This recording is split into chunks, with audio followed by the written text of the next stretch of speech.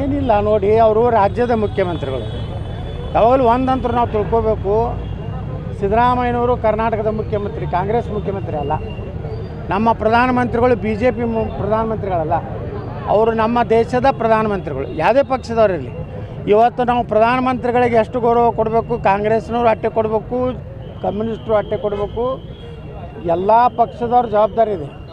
ನಮ್ಮ ದೇಶದ ಪ್ರಧಾನಮಂತ್ರಿಗಳಿಗೆ ಗೌರವ ಕೊಡುವಂಥದ್ದನ್ನು ಅವ್ರು ಕಲಿಬೇಕು. ನಾ ಹೆಂಗೆ ಸಿದ್ದರಾಮಯ್ಯನವ್ರಿಗೆ ಗೌರವ ಕೊಡುವಂಥದ್ದು ಮಾಡಿದ್ದೀನಿ, ಕಾಂಗ್ರೆಸ್ನವ್ರ ಕಡೆಯಿಂದ ನಾನು ಅದೇ ಅಪೇಕ್ಷೆ ಮಾಡ್ತೀನಿ. ನಮ್ಮ ಪ್ರಧಾನಮಂತ್ರಿಗಳಿಗೆ, ಭಾರತದ ಪ್ರಧಾನಮಂತ್ರಿಗೆ ಗೌರವ ಕೊಡುವಂಥ ಒಂದು ದೊಡ್ಡ ಗುಣ ಅವ್ರು ಬೆಳೆಸೋಲ್ಲ ಅಂತೇಳಿ ಅವ್ರಿಗೆ ಸಲಹೆ ಕೊಡ್ತೀನಿ. ಇದು ಭಾಳ ಜನಕ್ಕೆ ಉರಿದೇ ನೋಡ್ರಿ. ಹೆಂಗಿದೆ ಅಂದರೆ, ಇವತ್ತು ಸಿದ್ದರಾಮಯ್ಯನವರು ಬಂದಾಗ ಜನರ ಪ್ರೀತಿ ವಿಶ್ವಾಸ ನೋಡಿದ್ರು. ಅವರು ಮೊದಲೇನು ಕೆಲವು ಮಂದಿ ಹೋಗಿ ಸುಳ್ಳು ಹೇಳಿರ್ತಾರೆ, ಯತ್ನಾಳದೇನೂ ಇಲ್ಲ, ಜೀರೋ ಅದಾನೆ, ಹಂಗದಾನೆ, ಹಿಂಗದ ಅಂತ ಹೇಳಿರ್ತಾರೆ. ಇಲ್ಲೆಲ್ಲ ಜನರ ಪ್ರತಿಕ್ರಿಯೆ ನೋಡಿದಾಗ ಅವ್ರಿಗೂ ಅನ್ನಿಸ್ತದೆ ಈ ಒಬ್ಬ ಜನಪ್ರಿಯ ಅದಾನಪ್ಪ. ಮತ್ತು ನಾನು ಆ ಕಾಂಗ್ರೆಸ್ ಏನು ಅವತ್ತಿನ ಸರ್ಕಾರಿ ಕಾರ್ಯಕ್ರಮದಾಗ ನಾನೇ ಯಾರನ್ನೂ ಕರ್ಕೊಂಡು ಹೋಗಿರಲಿಲ್ಲ. ಎಲ್ಲ ಕಾಂಗ್ರೆಸ್ಸಿನ MLAಗಳು, ಮಂತ್ರಿಗಳು ಕರ್ಕೊಂಡು ಬಂದು ಜನ ಇದ್ದರು. ಅವರೇ ಜನ ಕೇಕೆ ಹಾಕಿದ್ರೆ, ಕೂಗು ಹೊಡೆದ್ರೆ ನಾನು ಅದಕ್ಕೆ ಬಾಧ್ಯಸ್ಥ ಅಲ್ಲ. ಆದರೆ ಜನರ ಪ್ರೀತಿ ವಿಶ್ವಾಸ ಇದೆ. ಆ ಪಾರ್ಟಿ ಒಳಗೆ ಸಿದ್ದರಾಮಯ್ಯನವ್ರ ಬಗ್ಗೆ ಪ್ರೀತಿ ಇರ್ಬೋದು, ನನಗೆ ಯತ್ನಾಳನ ಮ್ಯಾಗೆ ಅವ್ರ ಪ್ರೀತಿ ಇರ್ಬೋದು. ಅದಕ್ಕೆ ಸಿದ್ದರಾಮಯ್ಯನವ್ರು ಹೇಳಿದ್ರಲ್ಲ, ಅವ್ರ ಫ್ಯಾನು ನಮ್ಮ ಫ್ಯಾನು ಒಂದೇ ಅದಾರ್ತಾರೆ. ಬಿಜಾಪುರ ನಮ್ಮ ಫ್ಯಾನ್ ಆಗ್ತಾರೆ, ಬೇರೆ ಕಡೆ ಸಿದ್ದರಾಮಯ್ಯ ಫ್ಯಾನ್ ಆಗ್ತಾರೆ. ಫ್ಯಾನ್ ಆಗೋದ್ರಿಂದ ನಾನು ಫ್ಯಾನ್ ತಿರುಗಿಸ್ಲಾಕ ನನಗೆ ಬರೋದಿಲ್ಲ. ಫ್ಯಾನ್ ಅದು ತಾನೇ ತಿರುಗ್ತದೆ, ನಾನು ಏನು ಮಾಡಿ ಸರ್. ಅದು ಕಾಂಗ್ರೆಸ್ ಜಿಲ್ಲಾ ನಾಯಕರಿಗೆ DK ಶಿವಕುಮಾರ್ ಕರೆದು ಬೈದ್ರಂತೆ, ಇಂಥ ಕಾರ್ಯಕ್ರಮದಲ್ಲಿ ಯತ್ನಾಳವರು ಎಷ್ಟು ಹೊಗಳ್ತಾರೆ ಅಂದರೆ ನಮ್ಗೆ ಎಷ್ಟು ಮುಜುಗರ ಆಗುತ್ತೆ. ಮತ್ತು ಯತ್ನಾಳು ನೋಡಿ, ಯತ್ನಾಳು ಯಾರು ಹೊಗಳ್ಯಾರ? ಮುಖ್ಯಮಂತ್ರಿಗಳು ಅವರೇನು ಹೊಗಳಿಲ್ಲ, ಅವ್ರು ಯಾವುದು ಹೊಗಳಿಕೆ ಮಾತು ಹೇಳಿಲ್ಲ. ಹೊಗಳಿದವ್ರು ಯಾರು ಅದಾರ? ಜನ. ವೇದಿಕೆ ಮೇಲಿದ್ದವ್ರು ಯಾರೂ ಹೊಗಳಿಲ್ಲ. ಏನು MB ಪಾಟೀಲ್ ಹೊಗಳ್ಯಾರ? ದ ಗ್ರೇಟ್ ಶಿವಾನಂದ ಪಾಟೀಲ್ ಹೊಗಳ್ಯಾರ? ಇಲ್ಲ, ಯಾರೂ ಹೊಗಳಿಲ್ಲ. ಜನ ಹೊಗಳ್ಯಾರ.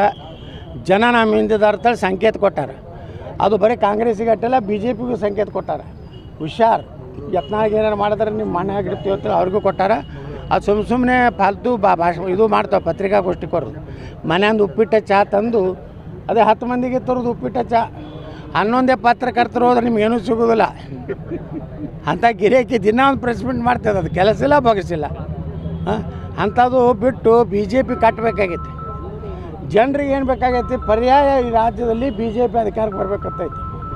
ಮತ್ತು ನಮ್ಮನ್ನು ಬಿಟ್ಟು, ಪ್ರತಾಪ್ ಸಿಂಗ್ ಬಿಟ್ಟು ಎಲ್ಲ ಪ್ರಮುಖರೇನು ಇವತ್ತು ರಮೇಶ್ ಜಾರಕಿಹೊಳಿಯನ್ನು ನೆಗ್ಲೆಕ್ಟ್ ಮಾಡಿದ್ರೆ ಕರ್ನಾಟಕದಲ್ಲಿ BJP ಬರೋದಿಲ್ಲ ಅಂತ ಜನರ ಅಭಿಪ್ರಾಯ ಇದೆ. ಅದಕ್ಕೆ ನಾನು BJPಗೆ ಕಿವಿ ಮಾತು ಹೇಳ್ತೀನಿ. ಇಂಥ ಚೇಲಾಗಳನ್ನು ಅಧ್ಯಕ್ಷ ಮಾಡಿಕೊಂಡು ಚೇಲಾಗಳನ್ನ ನಿನ್ನ ಪದಾಧಿಕಾರಿ ಮಾಡಿದ್ರೆ BJPಗೆ ಭವಿಷ್ಯ ಇಲ್ಲ. ಅದಕ್ಕೆ ಅದು ಬದಲಾವಣೆ ಮಾಡಬೇಕಂತ ಜನ ಕರ್ನಾಟಕ ಸರ್ಕಾರದ ಕಾರ್ಯಕ್ರಮದಲ್ಲಿ ಜೈಕಾರ ಹಾಕ್ಯಾರ ಅಷ್ಟೇ. ಅಲ್ಲ, ಇಷ್ಟಾದರೂ BJP ಹೈಕಮಾಂಡ್ ಚೇಂಜೇ ಮಾಡ್ತಿಲ್ಲಲ್ಲ ಸರ್? ಏನು ಅವ್ರದ್ದು ಏನು ಬರ್ತಾ ಇಲ್ಲ ಸರ್? ಅವ್ರದ್ದು ಎಲ್ಲ ಅವ್ರಿಗೆ ಗುರುತಿರ್ತೈತೆ ರೀ. ಯಾವಾಗ ಸೂಕ್ತ ನಿರ್ಣಯ ತೊಗೋಬೇಕು ಸಮರ್ಥರದವ್ರು. ಇಡೀ ದೇಶ ಆಳ್ತಾರೆ ಅವರು. ನರೇಂದ್ರ ಮೋದಿಯವರು, ಅಮಿತ್ ಶಾ ಅವರು ಇಡೀ ದೇಶ ಆಳ್ತಾರೆ. ಯಾರನ್ನ ಯಾವಾಗ ಮನೆಯಾಗ ಇಡಬೇಕು ಅನ್ನೋದು ಗುರ್ತೈತಿ, ಯಾರನ್ನ ಮ್ಯಾಗ ಎತ್ತಬೇಕು ಅನ್ನೋದು ಗುರ್ತದೆ. ಅವ್ರಿಗೆ ಇರುವಂಥ ಬುದ್ಧಿ ಮತ್ತು ಕರ್ನಾಟಕದಲ್ಲಿ ಇದು ದೇಶದಲ್ಲಿ ಯಾರಿಗೂ ಇಲ್ಲ. ನಮ್ಮ ಪ್ರಧಾನಮಂತ್ರಿಗಳಿಗೂ ಗುರ್ತದೆ.